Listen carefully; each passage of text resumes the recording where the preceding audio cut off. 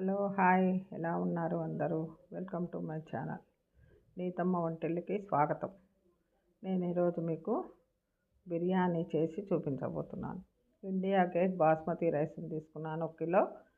అది బిర్యానీకి బాగుంటుందని. మామూలుగా అయితే మనం వాడుకునే బియ్యం కూడా చేసుకోవచ్చు, కానీ మధ్యలో ఇట్లా అప్పుడప్పుడు చేసుకుంటే బయట తిన్న ఫీలింగ్ వస్తుంది కదా, అందుకోసమని బాస్మతి రైస్ని తీసుకున్నాను. అది బాగా 2-3 సార్లు కడిగి పావు గంట సేపు నానబెట్టుకుంటే చాలు. ఎక్కువసేపు నానబెట్టాల్సిన అవసరము లేదు. అది గట్టిగా ఇట్లా పిసికినట్టుగా కూడా బియ్యాన్ని చేయకూడదు, విరిగిపోతాయి. అందుకని మామూలుగా బియ్యాన్ని కడిగి 2-3 సార్లు శుభ్రంగా కడిగి మూత పెట్టి పెట్టుకోవాలి. తర్వాత బిర్యానీ మసాలా కోసం దాల్చిన చెక్క తీసుకున్నాను. దాల్చిన చెక్క వేసి ఒక పాన్లో, తర్వాత పెద్ద లవంగాలు, పెద్ద యాలకులు ఉంటాయి కదా, అవి, సాజీర, అనాస పువ్వు, స్టార్ పువ్వు అంటారు కదా అది, తర్వాత యాలకులు, లవంగాలు, ఇవన్నీ వేసి దోరగా సన్నని మంట మీద వేయించుకోవాలి. కొద్దిగా వేయించకుండా వేసిన బాగానే ఉంటాయి, కానీ జాపత్రి, జాజికాయ చిన్న ముక్కను తీసుకోవాలి. ఇవన్నీ కూడా పొడి చేసి పెట్టుకొని ఒక మిగిలినట్లయితే ఒక డబ్బాలో స్టోర్ చేసి పెట్టుకోవచ్చు. కూరలలోకి వాటిలలో కూడా చాలా బాగుంటుంది. ఎప్పుడన్నా ఇట్లా పూర్ణం కూరలు, మసాలా కూరలు చేస్తారు కదా, వాటిలలోకి ఆ పొడి కొద్దిగా పావు స్పూన్, అర స్పూన్ వేసుకుంటే రుచిగా ఉంటుంది. కాబట్టి స్టోర్ చేసుకొని పెట్టుకోవచ్చు. సాజీరా వేసుకొని అన్నీ కూడా మాడకుండా దూరగా వేయించుకోవాలి. వేగిన వాసన వస్తుంటుంది. తర్వాత కొద్దిగా బిర్యానీ ఆకును కూడా వేసుకోవాలి. బిర్యానీ ఆకు మామూలుగా అన్నంలో వేస్తే అందరు తీసి పారేస్తారు కదా, కానీ బిర్యానీ ఆకు కూడా పొడి చేసుకున్నట్లయితే బాగా ఆయిల్ ఫుడ్ కాబట్టి జీర్ణం బాగా అవుతుంది. కాబట్టి జీర్ణం కావడం కోసమని మనం బిర్యానీ ఆకును కూడా వీటిలో వేసుకొని బాగా వేయించుకోవాలి. చల్లారిన తర్వాత దాన్ని మిక్సీ జార్లో తీసుకొని పొడి చేసుకోవాలి. తర్వాత నేను దీనికోసం క్యారెట్, ఆలు, పచ్చి బఠానీ, బీన్స్, పుదీనా, కొత్తిమీర ఇవన్నీ తీసుకున్నాం. ఇవన్నీ వేసినట్లయితే చాలా రుచిగా వస్తాయి. ఇవన్నీ బాగా కడిగి శుభ్రంగా ముక్కలు చేసి పెట్టుకున్న తర్వాత ఒక ఇంచ్ అల్లం ముక్క, తర్వాత ఒక 20 వెల్లుల్లి రెబ్బలు తీసుకున్నాను. ఒక వెల్లుల్లిపాయ గడ్డ తీసుకొని 2 కలిపి రోట్లో కచ్చా పచ్చాగా దంచా.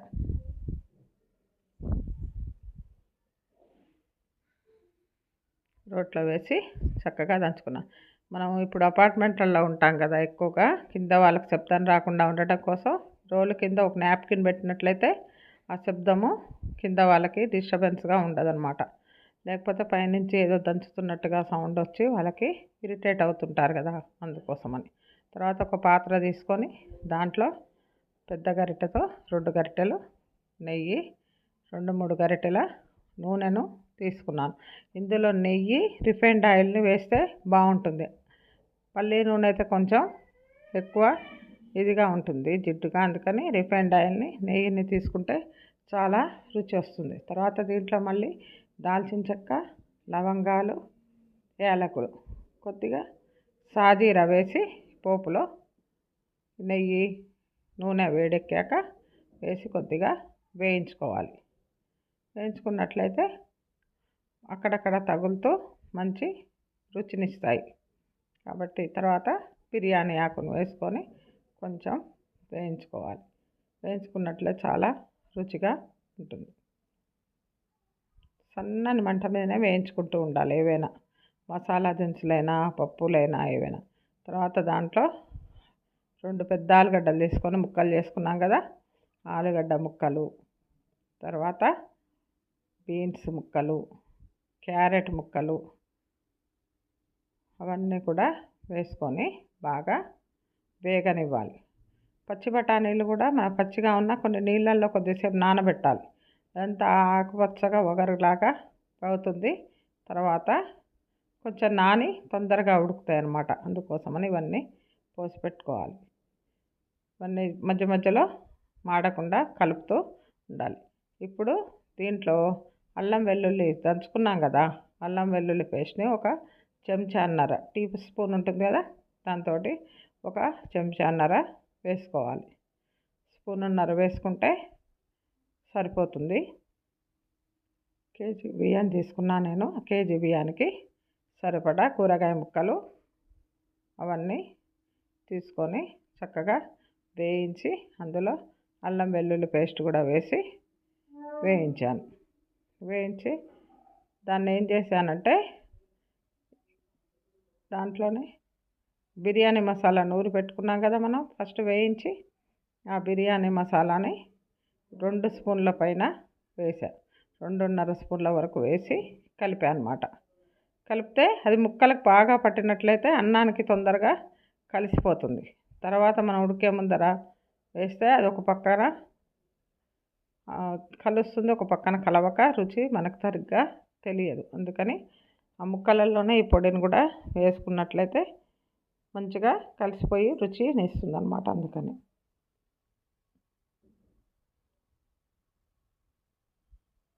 అట్లాగే దాంట్లో కొంచెం కొత్తిమీర పుదీనా కూడా వేసి కొద్దిగా వేయించుకున్నట్లయితే కొత్తిమీరని పుదీనాని అన్నీ సన్నగా తరిగి పెట్టుకొని చక్కగా బాగా కడుక్కోవాలి. చాలా ఇసుక ఉంటుంది కదా, అందుకోసం బాగా కడిగి దాని మీద ఒక మూత పెట్టి మగ్గనియాలి. ఇంతలోకి నేను ఎలక్ట్రిక్ కుక్కర్ తీసుకొని దాంట్లో ఈ కడిగి నానబెట్టిన బియ్యం ఉన్నాయి కదా, అందులో పోసి సరిపడా నీళ్ళు పోసా. చేతితో చూసుకుంటే ఇప్పుడు 2 వేళ్ళ వరకు వస్తాయి కదా, 2 వేళ్ళ వరకు వచ్చేటట్టు నీళ్ళు పోసా. ఎందుకంటే ఎక్కువ నీళ్ళు పోస్తే ముద్దగా అవుతుంది కదా, అందుకోసం. పెద్ద గిన్నె లేనందువల్ల దాంట్లో ఎలక్ట్రిక్ కుక్కర్లోనే ఈ బిర్యానీ చేస్తే అయినా బిర్యానీ ఎలక్ట్రిక్ కుక్కర్లో పొడి పొడిగా చక్కగా వస్తుంది. అందుకోసమని దాన్ని మనం చక్కగా 2 వేళ్ళ వరకు వచ్చాయి కదా గీతల వరకు, దాంట్లో మళ్ళీ 1 స్పూను బిర్యానీ పౌడర్ని వేసి మూత పెట్టా. కొద్దిగా ఇంతలోకే ఈ ముక్కలు బాగా దగ్గర పడ్డాయి కదా వేగి, చక్కగా దాంట్లో సరిపడినంత ఉప్పు వేసా. ఆ ఉప్పు కూడా ఇందులోనే కలిసిపోయి చక్కగా అన్నానికి పట్టేస్తుంది అన్నమాట. అందుకోసమని ఇది కూడా వేసా.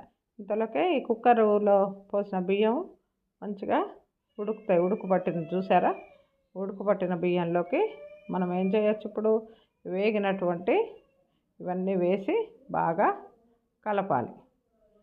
బాగా కలిపినట్లయితే అడుగు నుంచి చక్కగా అన్నంలో కలిసిపోయేటట్టుగా కలిపినట్లయితే మొత్తం అన్నానికి సరిపడా మసాలా, కూర, నూనె, నెయ్యి అన్నీ పట్టి చాలా రుచికరమైనటువంటి వెజిటబుల్ రైస్ తయారవుతుంది. చూసారా వెజిటబుల్స్ రైస్ ఎలా వచ్చిందో. ఇప్పుడు మనం అంతా కలుపుకుంటేనే అంతా ఒక పక్కకు చేరింది కదా, దాన్ని మళ్ళీ ఒక పాత్రలోకి తీసుకొని చక్కగా అడుగు నుంచి ఒకసారి కలుపుకొని వడ్డించుకున్నట్లయితే చాలా రుచికరమైనటువంటి మనము శుచిగా శుభ్రంగా చేసుకున్నటువంటి మన ఇంట్లో తయారు చేసినటువంటి వెజిటబుల్ రైస్ మన కోసం రెడీ అయింది. చూసారా, అదంతా కలిపినట్లయితే ఇగో ఈ విధంగా ఉంటుంది.